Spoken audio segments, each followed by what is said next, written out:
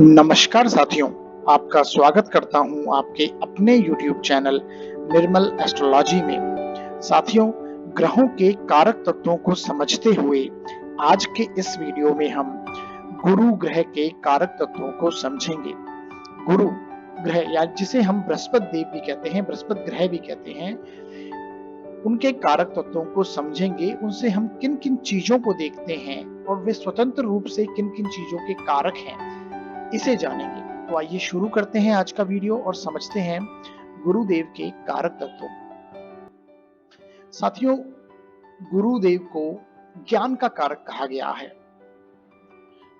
जैसा आप लोग जानते हैं कि बृहस्पति देव देवताओं के गुरु हैं और गुरु से हम ज्ञान की बात करते हैं।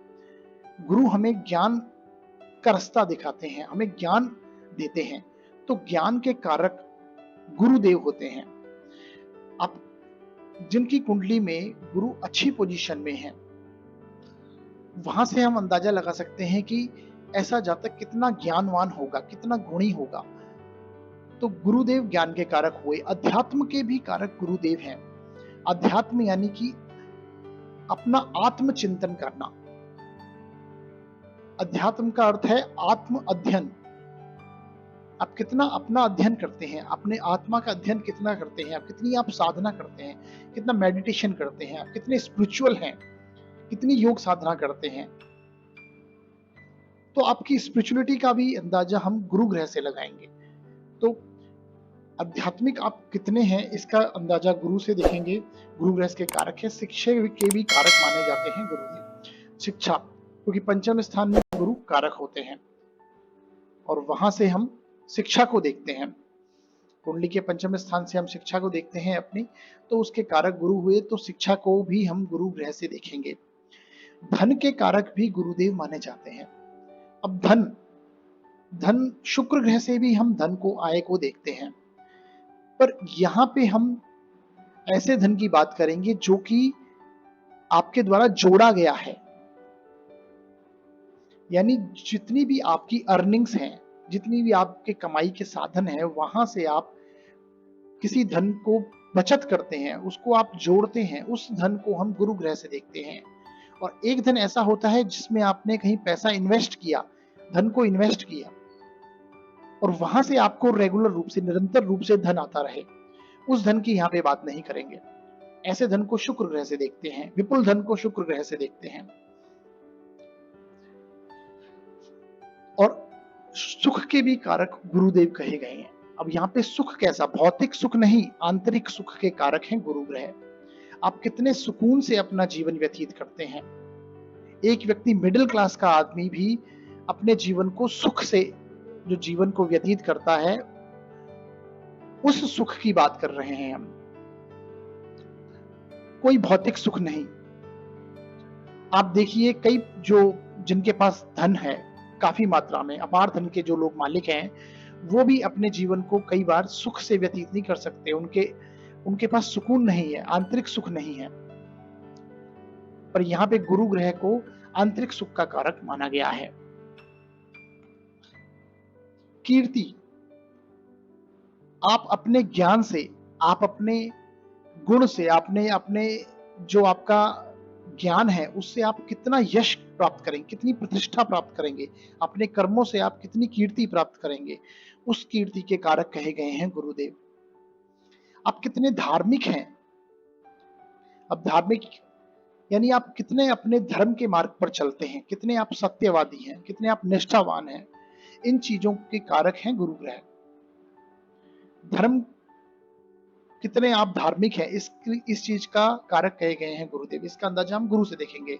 तप, जैसा कि मैंने आपको बताया, कितने आप आध्यात्मिक हैं, आप कितना तप करते हैं, आप कितनी साधना करते हैं, आप कितना भगवान, जो आपके भगवान हैं, इष्ट देव में अपना ध्यान लगाते हैं, उसके कारक कहे गए हैं गुरु बृहस्पति देव। दान के कारक हैं गुरुदेव। भाग्य, आप देखिए कुंडली के नवम भाव में गुरु कारक बनते हैं और इस वजह से हम इनको भाग्य का कारक भी मानते हैं, क्योंकि नवम स्थान को हम भाग्य स्थान बोलते हैं। तो भाग्य के कारक हुए गुरुदेव। अब इसी प्रकार यदि आप वर्क प्लेसेस की, कार्यस्थल की, कर्मस्थल की बात करें, तो जिनका गुरु अच्छी पोजीशन में स्थित होता है, ऐसे जातकों का शिक्षक बनने में बहुत इंटरेस्ट होता है, रुझान होता है।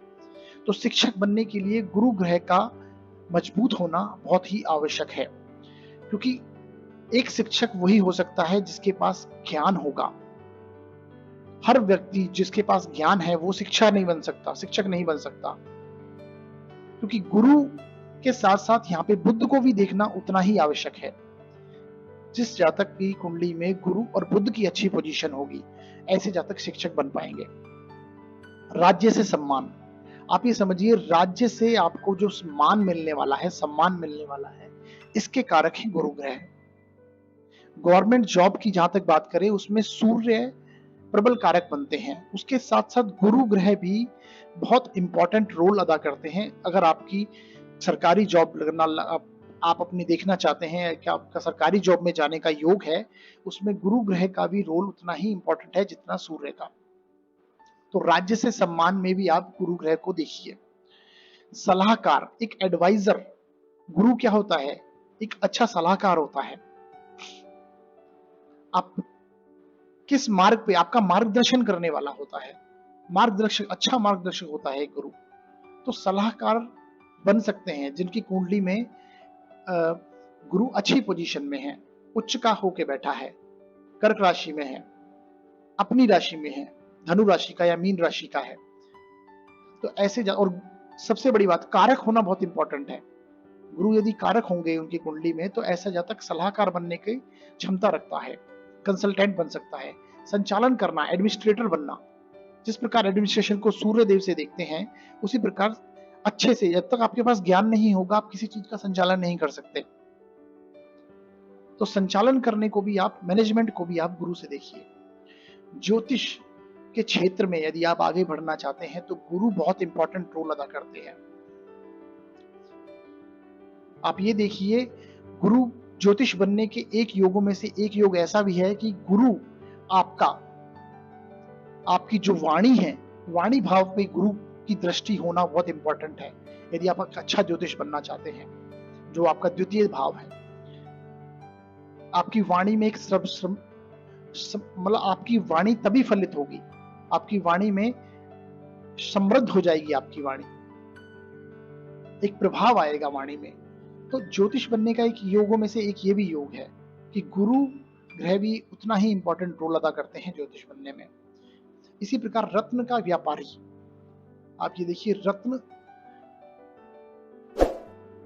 कोई रत्नों की, जो कि आप रत्न के मतलब हीरा हुआ, पन्ना हुआ, पुखराज हुआ, माणिक हुआ, मूंगा हुआ, ऐसे जो रत्न हैं, जो कि हम सभी ग्रहों के रत्नों की बात करते हैं, ऐसे रत्न के लिए गुरु ग्रह को देखा जाता है।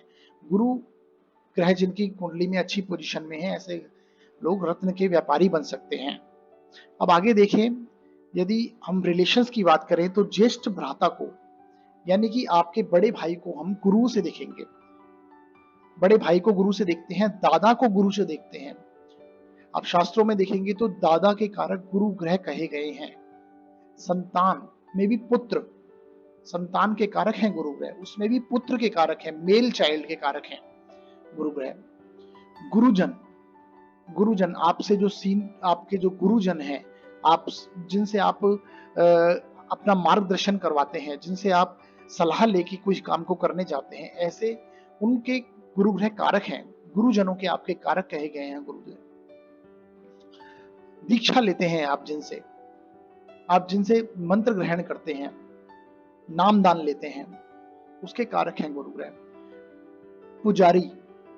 पुजारी यानी मंदिर में जो पुजारी होते हैं, जो कि पूजा पाठ करते हैं मंदिर के, उनको हम गुरु ग्रह से देखते हैं। गौ माता, जो हमारी गाय होती है, हिंदू धर्म में गाय माता है, गाय को माता कहा गया है, जिसमें सभी देवताओं का वास होता है, उसके कारक कहे गए हैं गुरु ग्रह। गौ माता के कारक गुरु ग्रह हैं।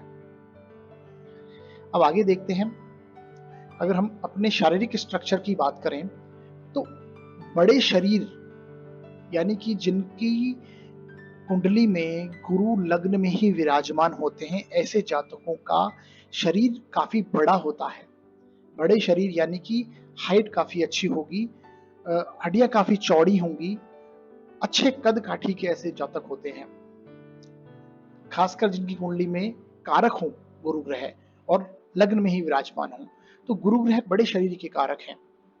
पेट की बीमारी, पेट की बीमारियों के कारक हैं। पेट में जितने भी आपके जो अंग आते हैं, ऑर्गन्स आते हैं, चाहे वो आपकी किडनी हुई या फिर आपके लिवर हुआ, आपकी जो इंटेस्टाइन्स हैं, आपकी जो आते हैं, तो इनकी बीमारी, इसके कारक हैं गुरु ग्रह। पेट की बीमारियों के, चर्बी, आप मोटापे के कारक कहे गए हैं गुरु ग्रह। जिन पर गुरु ग्रह अच्छी पोजीशन में होते हैं, ऐसे जातक आप देखिए थोड़े मोटे हो जाते हैं। ऐसे जातक चर्बी के कारक होते हैं गुरु ग्रह।